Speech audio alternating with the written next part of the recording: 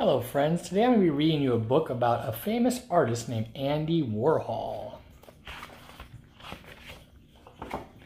Andy Warhol was born in Pittsburgh, Pennsylvania in 1928. He helped develop pop art, one of the best known and most fun periods art ever.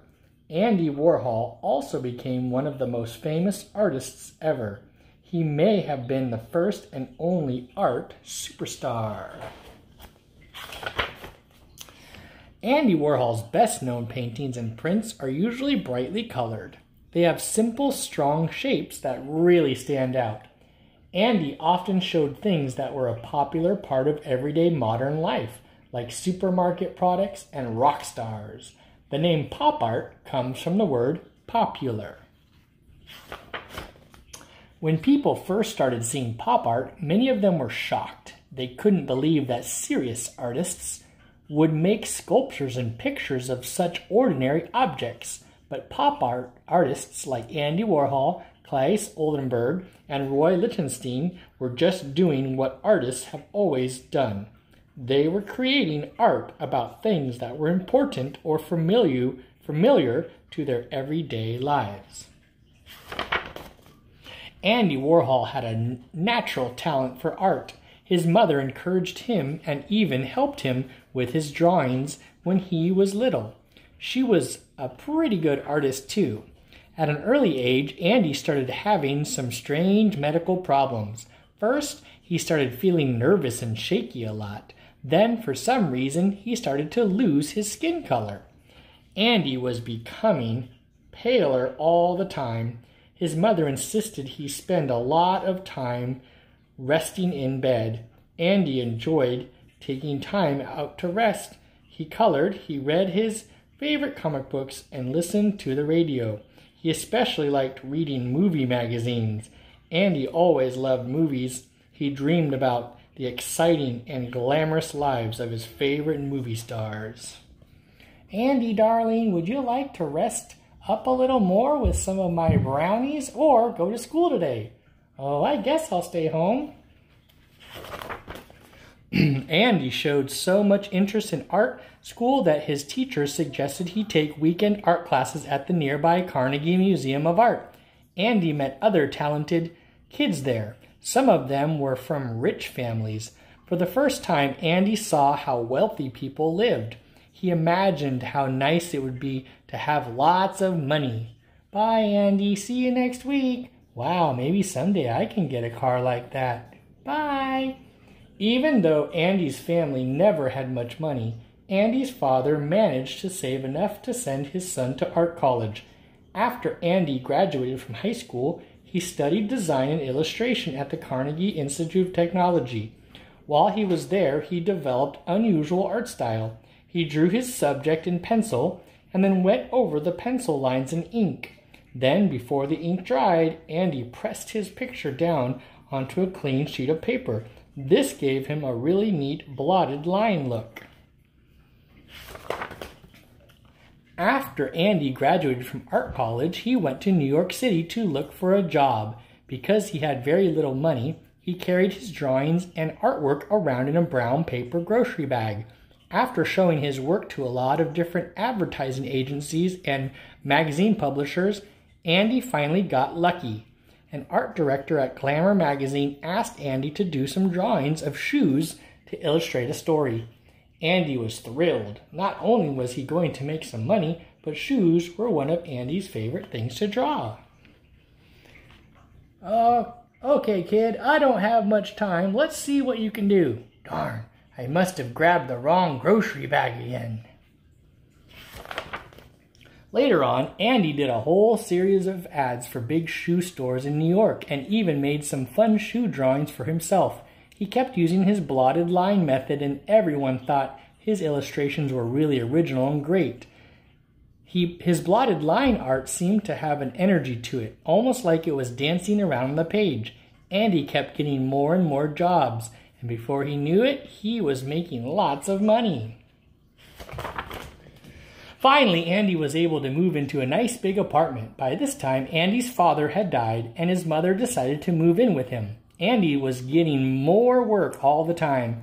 Not only was he doing magazine illustrations, but he started decorating department store windows. He was also designing greeting cards, record albums, and book covers. He even drew suns, clouds, and raindrops for a television weather report.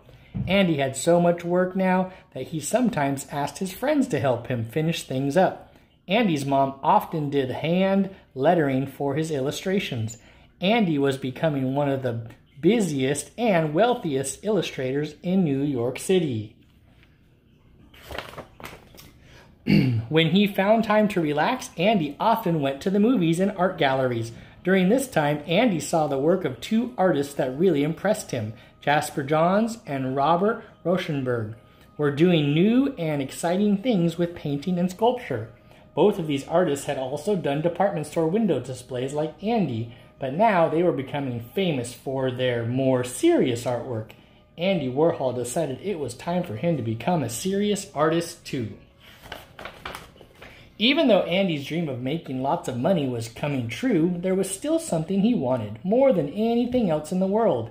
Andy wanted to be famous. He went to work right away. He made paintings of comic strip characters, newspaper ads, and supermarket products. Andy was looking for a way to make his art different from anyone else's, but he wasn't getting anywhere. No one seemed at all interested in Andy's paintings. Andy started getting nervous about what to do. Finally, a friend told him she knew exactly what to do, but it would cost him $50 to find out. Andy gladly paid his friend. She told him that since he loved money so much, he should paint money. For the same $50, she added another idea, to paint something he saw every day, like a can of Campbell's soup. Andy thought his friend's ideas were great. Right away, he started painting pictures of money and soup cans. Andy Warhol often asked people for ideas. He thought it was a normal part of creating things. Andy always made sure, though, that the way he showed those ideas was original and all his own. Andy worked as hard as he could. He painted his soup can on blank backgrounds to make them stand out and seem very important. Andy tried to make his paintings of money and canned soup look like they were printed or made by a machine, the way they were made in real life. He thought repeated images were an important part of pop art too, because things are replaced in real life and all the time. It's kind of like when you see the same TV commercials all the time on the same ads and the same billboards popping up. TV news shows and newspapers often repeat the same story over and over and over again too. Andy Warhol's paintings finally started catching on. People enjoyed the fun, bright colors and pictures of things that were familiar to them. Andy was so busy, he not only had to get help from his mother and his friends, he also had to hire assistants. They all worked in a big studio that Andy called the factory. Andy started using a way to print his paintings called photo silk screening. Now he and his helpers could make hundreds of copies of each painting. Sometimes Andy gave unclear directions to his assistants. He wanted to see if they would come up with interesting surprises.